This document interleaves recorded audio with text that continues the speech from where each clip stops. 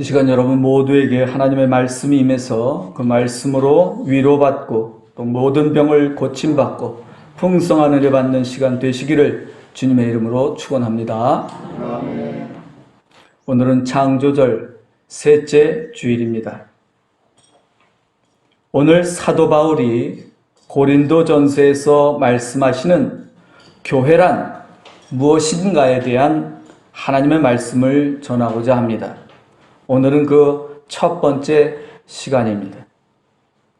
우리말에 교회란 가르칠 교자에 모일 회자를 써서 가르치는 모임이란 뜻을 지니고 있습니다.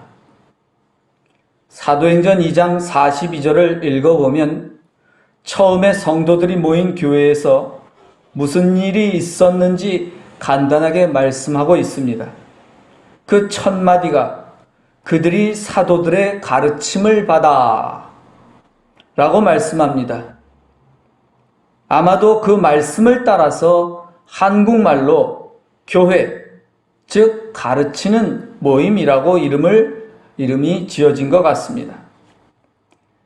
하지만 본래 성경에 나오는 교회란 말은 가르치는 모임이란 뜻은 아닙니다. 성경에 나오는 교회란 말은 본래 그리스어, 헬라어라고 하죠. 그리스어로 에클레시아란 말을 번역한 것입니다. 그리스어 에클레시아를 한자로 교회란 말로 번역한 것입니다. 아이스크림을 우리말로 무엇이라고 하죠? 아이스크림이죠. 얼음 과자? 좀 이상하죠? 아이스크림은 얼음으로 만들지는 않았으니까 적절한 말은 아닙니다. 우리말에는 아이스크림이란 말이 번역할 말이 없어서 그냥 아이스크림이라고 부르는 겁니다. 비슷한 말이 유사한 말이 또 하나 있습니다. 버터란 말도 옮길 수가 없어서 그냥 옛날에 바다라 그랬다. 지금 그냥 버터라고 부릅니다. 우리한테 없는 거기 때문에 그렇습니다. 제가 커피는 뭐라고 부른다고 했죠? 우리말로 뭐죠? 커피도 우리말로 없다 그랬죠? 네. 우리말로 번역할 적절한 말이 없어서 그냥 커피라고 부르는 겁니다. 처음에 커피란 말을 영어로 쓸 수는 없으니까 그냥 한자어로 발음만 썼습니다. 무엇이라고 썼죠? 갑의 차다 또는 갑이 차다 뭐 비슷하게 한자는 정확하게 표기를 할 수가 없어요. 한자는. 그래서 그렇게 비슷하게 썼습니다. 영어로는 커피라고 발음하지만 독일 사람들이라든가 프랑스 사람들이라든가 이탈리아 사람들은 뭐라고 하죠? 카페라고 한다 그랬죠? 카페다. 비슷해요. 그 발음 비슷하게 한다. 하지만 한국 사람들은 영어 발음을 따라서 그냥 커피라고 부르죠. 그러나 그 커피 전문점에 딱 가보면 카페라고 써 있습니다. 커피라고 써진 곳은 잘 없어요. 스페링이 서로 달라요. 성경에서도 우리말로 번역하지는 못하는 많은 말들이 있습니다. 어떤 말들을 번역할 수 없을까요? 사람 이름과 땅 이름, 나라 이름 등입니다. 가장 대표적인 말이 뭘까요? 번역하지 못하는 우리 늘 흔히 쓰는 성경의 말이 뭐가 있습니까? 그리스도 또는 예수. 너무나 많아요. 그리스도란 말도 그리스어고 예수란 말도 그리스어입니다. 예수란 말을 히브리어로 하면 여수아가 됩니다. 여수아. 이걸 좀 빨리 하면 예수 이렇게 할 수 있습니다. 예수, 여수아 다 있습니다. 똑같은 뜻이에요. 번역할 적절한 말이 없어서 그냥 원어 그대로 사용하고 있는 겁니다. 하지만 그 이름의 본래 뜻은 다 있습니다. 그런 말들은 수도 없이 많죠. 여러분들이 알고 있는 말들. 많이 있습니다. 뭐가 있죠? 아브라함, 이삭, 야곱, 모세, 다윗, 솔로몬. 또 모두 다 히브리 말이죠. 그런데 그 각각 이름에 뜻이 다 있습니다. 우리 그냥 뜻을 모르고 부르는 거죠, 이름만.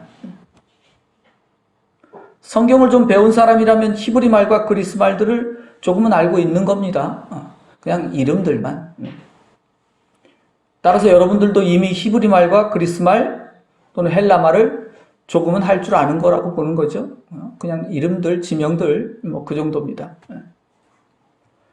교회란 그리스어로 에클레시아라고 했습니다. 그러면 에클레시아라는 것은 무슨 뜻일까 하는 겁니다. 에클레시아. 제가 책을 한 권 들고 나왔는데 이 제목이 에클레시아예요. 나온 지 얼마 안 된 책이지만 보통 그때까지는 그냥 교회 이런 교회란 무엇인가 이렇게 두꺼운 책들이 엄청 많지만 이 책은 에클레시아라는 단어에 대해서 이 말만 가지고 이만침을 썼습니다. 이건 한국 사람이 쓴 거라서 굉장히 에클레시아란 그 단어에 대한 역사와 뭐 복잡하게 이거 한 권 다 성경에 대한 연구 엄청난 얘기들이죠. 그래서 이걸 뭐 다 설명할 수도 없잖아요. 또 전문적인 이야기들이고. 우리는 성경에서 가장 쉬운 쪽으로만 설명을 드리겠습니다. 이 에클레시아란 말은 본래 부름을 받아서 모인 사람들의 공동체란 뜻입니다.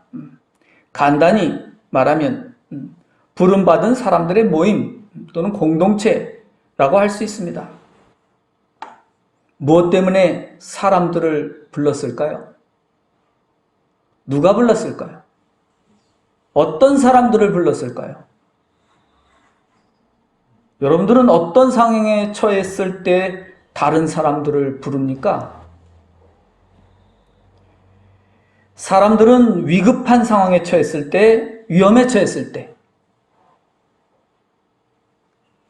어려운 일을 만났을 때 다른 사람을 부릅니다.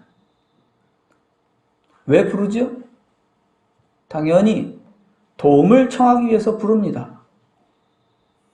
인간에게 가장 위급한 상황은 언제일까요? 죽음에 직면했을 때입니다.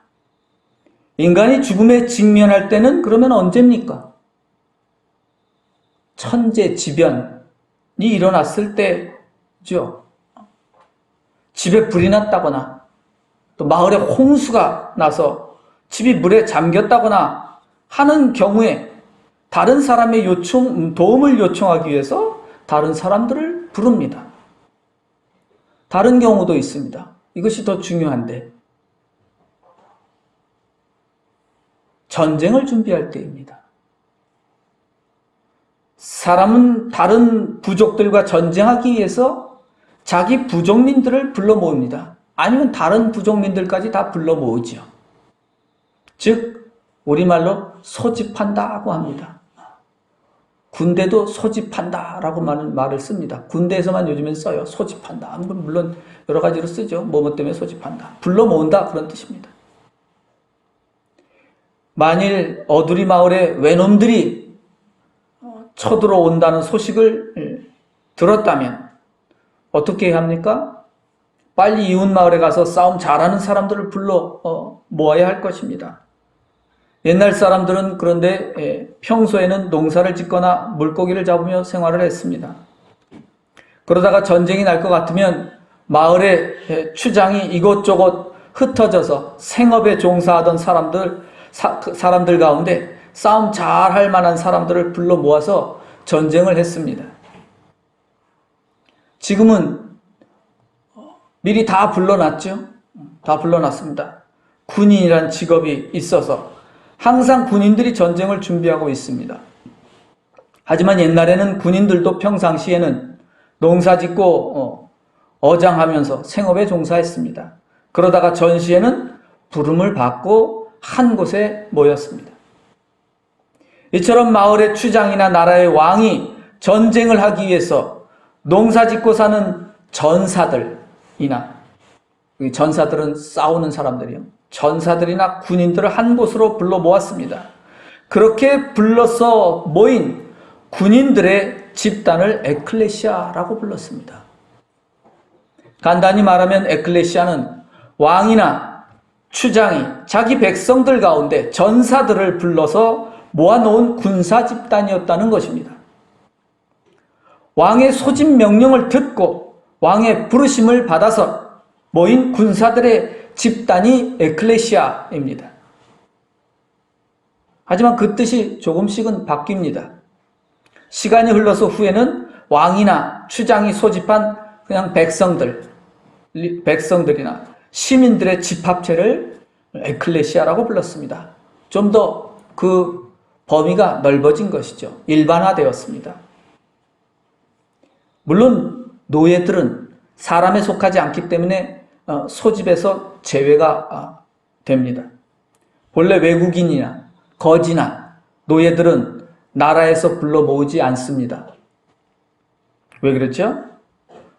그들에게는 국가나 마을에 대한 책임과 의무가 없기 때문입니다. 오늘날도 마찬가지입니다.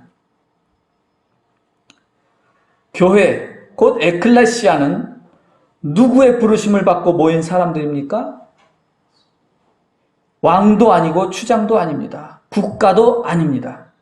에클레시아, 곧 성경에서 말하는 에클레시아, 교회는 하나님의 부르심을 받고 모인 사람들의 공동체입니다. 그러면 하나님은 누구를 부르십니까? 하나님 나라를 위하여 목숨을 바쳐 싸울 사람들을 부르십니다.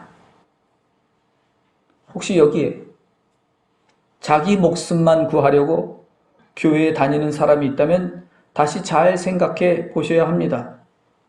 교회는 자기 목숨을 구하려고 모이는 모임이 아닙니다. 하나님은 그런 사람을 부르신 적이 없습니다. 부르시지도 않습니다. 그러니 여러분은 진지하게 심각하게 잘 생각해 보셔야 합니다. 내 목숨이나 내 유익을 구하려고 이곳에 오셨다면 그것은 분명히 하나님께서 부르신 것은 아니란 겁니다. 하나님께서는 무엇을 위해서 우리를 부르셨습니까? 가장 먼저 내 안에 사는 악한 마귀들을 물리치도록 하기 위하여 부르신 것입니다. 여러분이 항상 명심해야 할 것은 악한 마귀는 내 밖에 있는 것이 아니라 내 안에 있다는 사실입니다. 그러므로 악한 마귀들, 악한 영들, 악한 귀신들을 내 밖에서 찾으려고 하지 말고 먼저 내 안에서 찾아야 합니다. 내 속에 있는 육신의 마귀들과 싸우도록 하기 위하여 하나님께서 나를 부르신 것입니다. 내 안에 있는 짐승 같은 욕심과 탐욕과 교만하고 오만한 행위와 시기와 질투와 죄 없는 사람을 까닭없이 미워하고 싫어하는 말이나 태도와 싸워야 하는 것입니다. 이 싸움에서 이기지 못하면 결코 내 밖에 있는 악한 마귀들과 싸워서 이길 수 없다는 사실을 명심해야 합니다. 또한 에클레시아, 곧 교회는 내 속에 있는 육신의 악한 마음과 행위들 뿐만 아니라 세상의 악한 영들과 싸우기 위하여 하나님께서 부르신 사람들의 모임입니다. 그렇다면 에클레시아, 곧 교회, 과연 하나님의 부르심을 받은 사람들은 무엇으로, 어떤 능력으로 내 속에 있는 악한 귀신들이나 악한 마귀들과 싸워 이길 수 있겠습니까? 그것은 오직 성령의 능력으로만 싸워서 이길 수 있다고 성경은 말씀합니다. 그러면 성령의 능력은 무엇입니까? 그러면 성령의 능력, 이러니까 그냥 목소리만 크게 하고 소리 지르고 막 그냥 그게 성령의 능력인 줄 알아요, 사람들은. 막 무슨 무당처럼 기도하면 그게 성령의 능력인 줄 알아. 성경에 절대 그렇게 써있지 않습니다. 성령의 능력에 대해서 성경은 정확하게 바울은 잘 가르쳐주고 있습니다. 갈라디아서 5장 22절, 23절에 있습니다. 여러분들이 다 외우고 있으셔야 하는 말씀이죠. 오직 사랑과 희락과 화평과 오래 참음과 자비와 자비와 양성과 충성과 온유와 절제라고 말씀합니다. 물론 이것뿐만 아니죠. 그냥 대표적인 게 이것이다. 이것들 가운데 가장 중요한 것이 뭡니까? 예수님의 세 계명을 지키고 행하는 일입니다. 예수님의 세 계명이 무엇이죠? 서로 사랑하라는 말씀입니다. 명령입니다. 내 이웃을 내 몸과 같이 사랑하라는 명령입니다.